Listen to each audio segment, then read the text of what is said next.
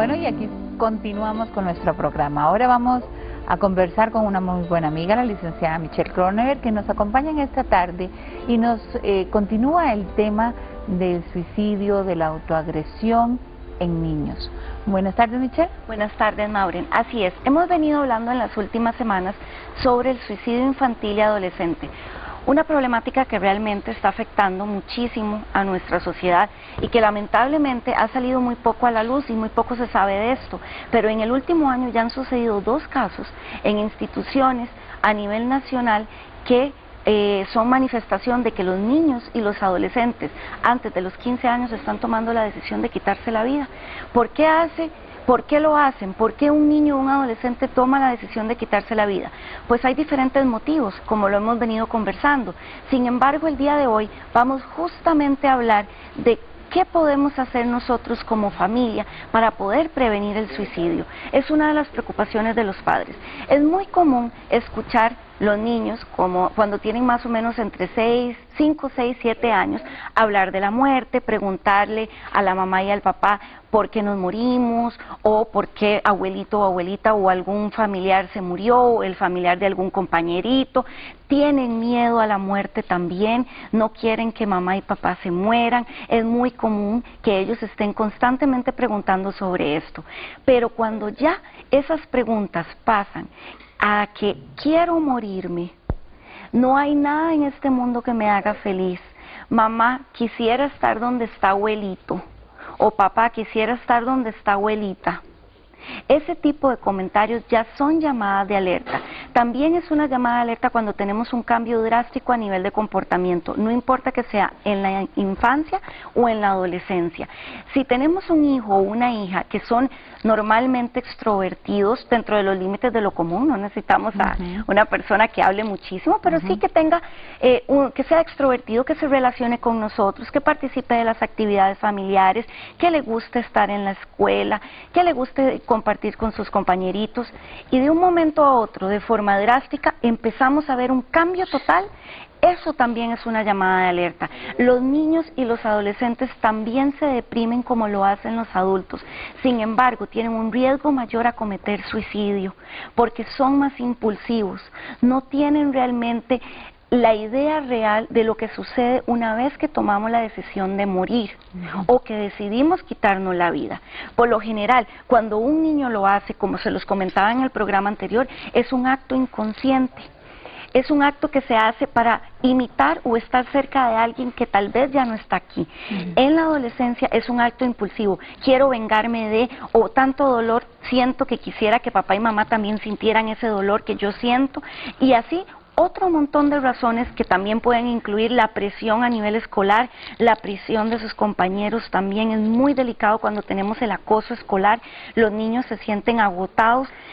Bueno, ¿qué hacer? Es muy importante saber que la familia es el primero que va a detectar qué es lo que está pasando. Por lo general estos síntomas se empiezan a manifestar de forma bastante inmediata y donde realmente podríamos empezar a trabajar muchísimo si realmente se atendieran en este momento. Lo que sucede es que el suicidio en la infancia y en la adolescencia, y todavía también en la adultez, se tiene muy mitificado, no se habla, se tiene vergüenza de contar o decir cuando un miembro de la familia tomó la decisión de quitarse la vida, porque se cree que quien es culpable es uno y no es realmente la responsabilidad de la persona cuando ya es adulta. Pero cuando se es niño o se es adolescente, los padres deben acudir inmediatamente a buscar apoyo.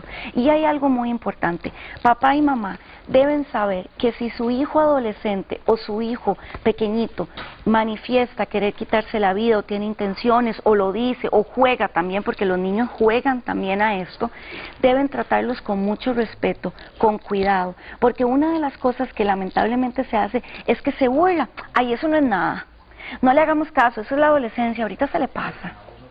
Y realmente tenemos que tomarlo como algo muy serio, tenemos que buscar ayuda, se necesita un grupo terapéutico, ojalá tener varias personas que apoyen no solo la parte psicológica, sino que también se necesita el apoyo psiquiátrico. La institución en la que nuestros hijos están es muy importante, porque ellos también tienen que estar muy pendientes de lo que está sucediendo. Si ya nuestro hijo o hija ha tenido estas manifestaciones, no debemos quitarle los ojos de encima. Ahora, Michelle, en un caso particular, generalmente, ¿verdad? Escuchamos cuando hay un suicidio, no me lo podía creer. No me imaginaba que eso le pasara a ese muchacho o a esa muchacha o a ese señor o a esa señora en general, que fuera a ser una cosa de estas. Entonces, ¿cómo en ese momento, qué podemos nosotros empezar a...? Porque si no, también mucha gente se va a poner, ay no, mi hijo será o no será, ¿será que de verdad pensará en esas cosas? ¿Cómo nos podemos hacer más perspicaces a la hora de la observación que tenemos que hacer de esos pequeños? Yo siempre, cuando llegan papás y mamás a mi consultorio, yo les digo, cuando ustedes tengan una espinita, háganle caso a esa espinita, como dice el dicho. Los papás y las mamás no se equivocan, siempre saben cuando hay algo que no está bien en sus hijos. Puede llamarse un sentido extra o percibir de forma sobrenatural alguna cosa que está pasando, no sé, pueden ser muchas cosas, pero los padres siempre saben cuando algo no está bien. Lo que sucede es que muchas veces negamos que esto está pasando, porque es un mecanismo muy normal en el ser humano para protegerse.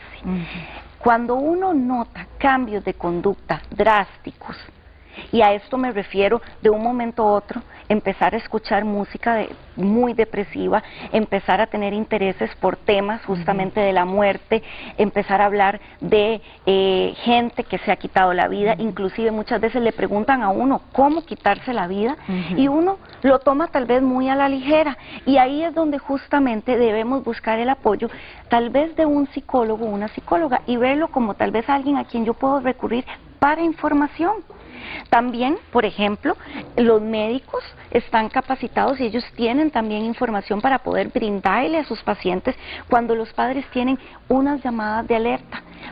Lo vuelvo a repetir, los padres no se equivocan, perciban en sus hijos cuando hay algo que no está bien. En ese momento es importante preguntar, muchas veces puede ser pasajero, tal vez requiera de una ayuda tal vez primaria, donde nosotros podamos buscar a una persona especializada, pero si no es así, entonces sí debemos buscar ayuda de forma inmediata. Lo que muchas veces sucede cuando una persona hace un comentario como el que usted ahora nos decía, Maureen, realmente eso es un mecanismo de protección, porque una persona cuando decide quitarse la vida, sobre todo en la etapa de la niñez o en la adolescencia, hay algo que está pasando. Cuando estamos pasando por una etapa de divorcio, cuando estamos pasando por problemas a nivel familiar, cuando hay situaciones de dificultad para comunicarnos, son cosas que debemos prestarles atención, porque nuestros hijos están justamente pendientes y aprendiendo de esas maneras en que nos comunicamos. Y ahí siempre debemos estar apoyándolos, porque muchas veces esa necesidad de no estar aquí es una necesidad de escaparse o muchas veces no provocar problemas. Siempre les traigo un comentario o una reflexión y el día de hoy dice así: la prevención del suicidio es un proceso continuo en el que debe participar la familia, el paciente y el grupo terapéutico. Esto es muy importante. La escuela también. Importantísimo, las profesoras empiezan a notar cambios. Esa comunicación es importantísima. Así que entonces, como siempre, la comunicación es el disolvente universal. Así y es. Que realmente debemos, bueno, esto dicho por la Falla Ron Hubbard, pero es algo que debemos aplicar, y la observación también. Y confiar en nuestra intuición también. Sí, en ese, digo yo, sexto sentido que tenemos las mamás y también los papás. Muchísimas gracias, Un Michelle. placer, Maureen. Le recuerdo el número de teléfono de Michelle, el 2283-0278, para que así ustedes puedan hacerles consultas y, por supuesto, sugerir hasta temas. Por ahora nos vamos a un corte comercial y luego regresamos con más de nuestro programa. Nos está esperando Fanny.